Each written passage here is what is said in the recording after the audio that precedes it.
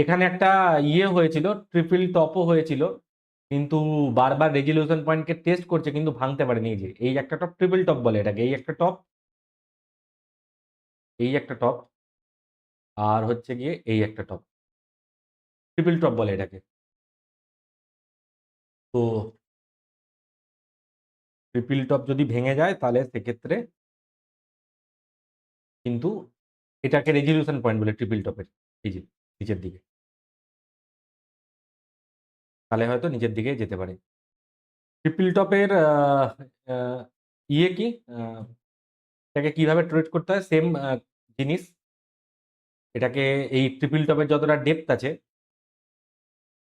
যদি নিচের দিকে ভাঙে, এই যে ট্রিপল টপ আছে এটা যতটা ডেপথ আছে, এ নিচের দিকে ততটা যেতে পারে, যদি যদি যদি ব্রেকডাউন হয়, মানে অ্যাটলিস্ট এই লেভেল অবধি আসতে পারে, এই অবধি চান্সেস আছে যদি ট্রিপল টপ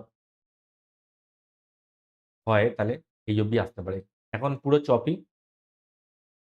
আচ্ছা, এবারে একবার ইয়েটা দেখে নিই, ইথেরিয়ামটা দেখে নিই একবার।